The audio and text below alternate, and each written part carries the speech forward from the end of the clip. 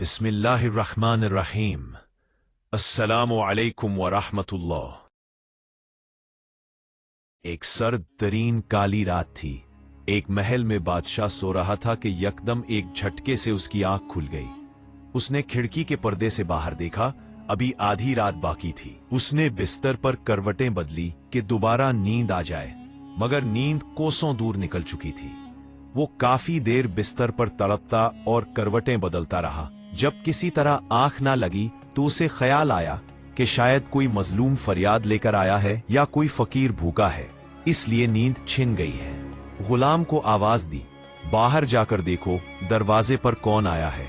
गुलाम ने बाहर जाकर देखा तो कोई ना था। वापस आकर कहा, जहां पनाह बाहर तो कोई नहीं। बादशाह ने फिर सोने की कोशिश की, मगर नींद ना आई।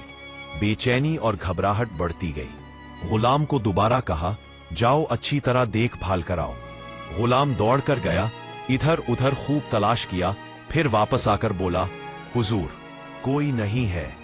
बादशाह को शुबा हुआ कि शायद गुलाम तलाश करने से जी चुराते हैं। गुस्से में खुद उठ खड़ा हुआ और तलवार हाथ में लेकर बाहर निकला।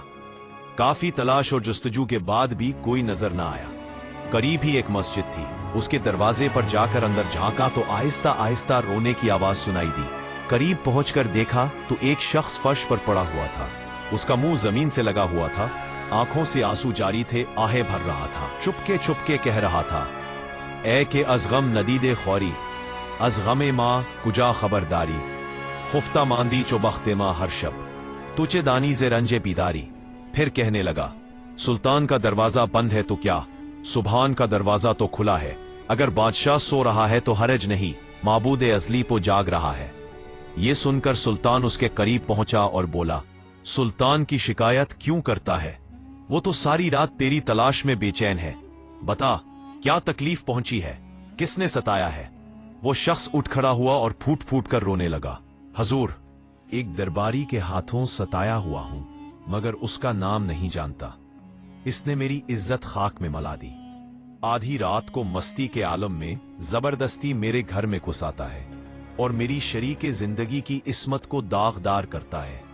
अगर आपने इस तलवार की आप से इस दाग को ना धोया तो कल कयामत के दिन मेरा हाथ होगा और आपका गरिबान। ये सुनकर सुल्तान पर मजहबी और शाही गैरत तारी हो गई। पसीना आ गया। कांपती हुई आवाज में बोला, बता, क्या इस वक्त भी वो मलून वहीं होगा? इस शख्स ने जवाब दिया, अब तो बहुत रात गुजर चुकी है, शायद चला गया हो, मगर डर है कि फिर आएगा। सुल्तान ने कहा, अच्छा इस वक्त तो जाओ, मगर जिस वक्त वो आए मुझे फौरन इत्तला देना। वो शख्स दुआ देकर चला ही था कि सुल्तान ने उसे फिर बुलाया और पहरेदारों से कहा, देखो ये आदमी जिस वक्त भी आए, चाहे मैं सो रहा हूं या जाग रहा हूं, फौरन मेरे पास पहुंचा देना। अगली रात वो शख्स शाही महल के दरवाजे पर पहुंचा। पहरेदारों ने उसे देखते ही सुल्तान तक पहुंचा दिया। सुल्तान जाग रहा था, हथियार लेकर उठ खड़ा हुआ और बोला, चलो रात को शिकार करने वाली लोमड़ी तक मुझे ले चलो।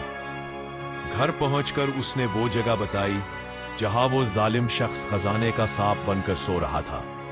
सुल्तान ने तलवार का ऐसा भरपूर वार किया कि पूरा फर्श इंसाफ के खून से सुर्ख हो गया।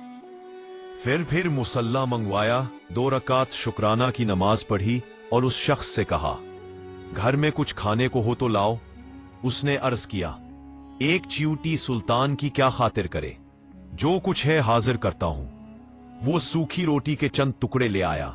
सुल्तान ने रग़बत से खाए और फरमाया, माफ करना, मैंने तुम्हें खाने की तकलीफ दी, लेकिन सुनो, जिस रोज तुम मिले थे मैंने कसम खाई थी कि जब तक इस खबीस के सर को उसके शाने से जुदा करके तुम्हारे घर को पाक ना कर दूंगा, रिस्क को अपने ऊपर हराम रखूंगा।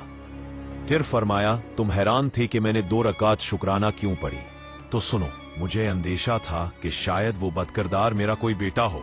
दरबारियों में इतनी जुर्रत नहीं हो सकती। गुरूर का नशा आम तौर पर बादशाहों की औलाद में ज्यादा होता है। मैं इसी खौफ के साथ आया कि शायद अपने ही बेटे को कत्ल करना पड़े। जब देखा कि कोई गैर है तो मैंने अल्लाह का शुक्र अदा किया। वो सुल्तान बुत शिकन महमूद गजनवी था।